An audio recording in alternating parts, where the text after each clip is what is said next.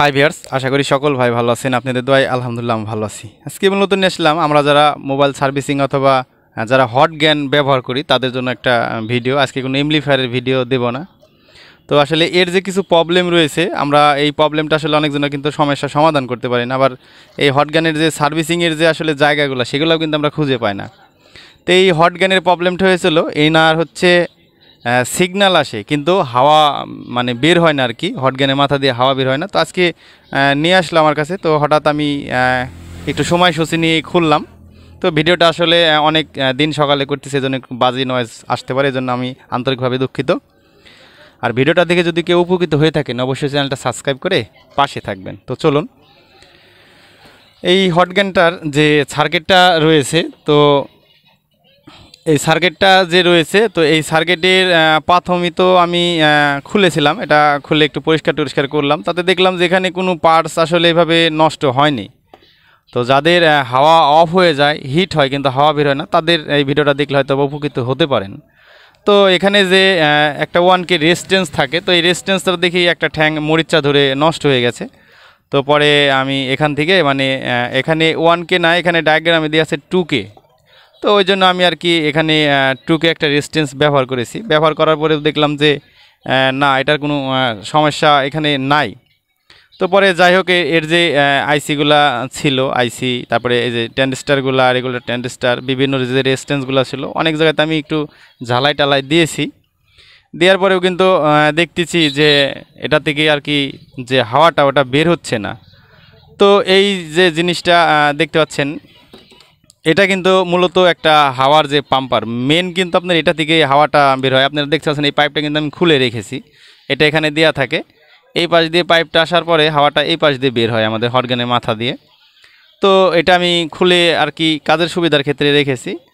তো হঠাৎ করে মনে হইলো যে এখানে যে আপনার যে ভোল্টেজ আছে হট গ্যানের, যে দেখতে পাচ্ছেন যে মেশিংয়ের যে হাওয়ার মেশিংটা রয়েছে, এখানে কিন্তু কালো দুটো তার আছে। তো এখানে আপনার মূলত এসি ভোল্টেজ, এখান থেকে কিন্তু আপনার হচ্ছে ভোল্টেজ বের হয়। তো এখানে আপনারা প্রাথমিকভাবে ভোল্টেজটা মেপে নেবেন। মেপে নিয়ে যদি পরে যদি দেখেন যে এখানে ভোল্টেজ আছে, তাহলে এই জিনিসটা কিন্তু আসলে আগে হয়তোবা দেখেছেন অনেক মানুষ কিন্তু হঠাৎ করে স্টক করে। তো এই কিন্তু এই যে হাওয়ার যে পাম্পারটা আছে সেটাও কিন্তু স্টক করে। তো আপনারা প্রথমত এই যে সার্কিটগুলো রয়েছে, এর যে ঝালাইগুলো রয়েছে, প্রত্যেকটাতেই সুন্দরভাবে চেক দিবেন। অবশ্যই এই ভলিউমটা ভালো আছে না খারাপ আছে সেটার দিকেও কিন্তু আপনাকে লক্ষ্য দেওয়া লাগবে, কারণ এই ভলিউমের সমস্যা হলেও কিন্তু অনেক সময় হাওয়াতে ঝামেলা করে, ছেড়ে দেয়, ধরে ছেড়ে দেয়। ওই ক্ষেত্রে যদি এই সমস্যাটা হয়ে থাকে তাহলে ডাইরেক্টলি একটা ভলিউম চেঞ্জ করে দিলেই হয়ে যাবে। এখানে 500K একটা ভলিউম লাগানো আছে। তো এটা মূলত সচরাচর সব জায়গাতে মার্কেটে পাওয়া যায় না। তো যেখানে যে রেগুলেটরগুলো আছে, আমরা ফ্যানে যে রেগুলেটর ব্যবহার করি, ওখান থেকে আপনি 500K একটা ভলিউম নিয়ে এখানে ব্যবহার করতে পারবেন। তো তারপরে হঠাৎ আর কি আসলো, তো এই যে দেখতে পাচ্ছেন এটা কিন্তু মূলত একটা হাওয়ারই, এটা কিন্তু আপ ডাউন করতেছে। এই পাশের যে বাটিটা আছে, এই বাটিটা মূলত কিন্তু আপনার এইভাবে সেটিং করা থাকে। জাস্ট আমি আর কি কোনো রকম দেখাইলাম আপনাদেরকে। এইভাবে কিন্তু এটা কিন্তু বক্সটা লাগানো থাকে, নাট দিয়ে, চারকোলে নাট দিয়ে লাগানো থাকে।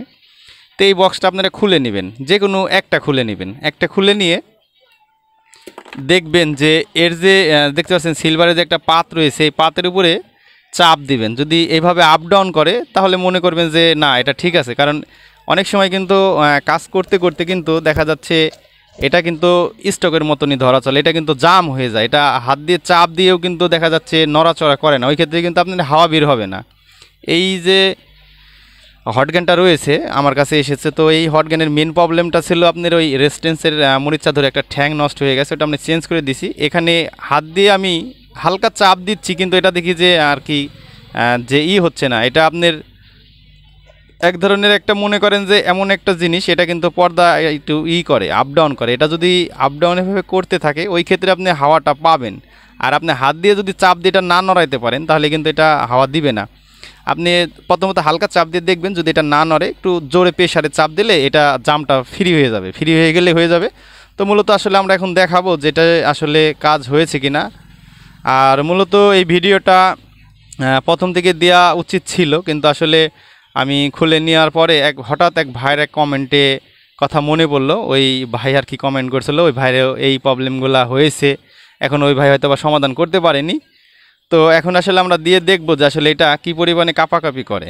আমরা কারেন্টের লাইনটা দিয়ে দিব।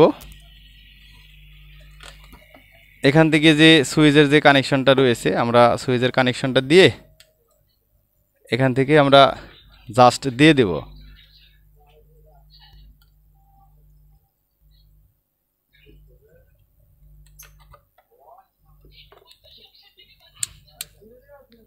আর যে এই সুইচের যে লকগুলা রয়েছে, তো এই লকগুলো সবসময় চেষ্টা করবেন একটু ভালোভাবে হার্ড দেওয়ার। এই ভলিউমটা যদি আপনাদের খারাপ হয় ওই ক্ষেত্রেও কিন্তু হট গ্যানের বাতাস আপনারা পাবেন না।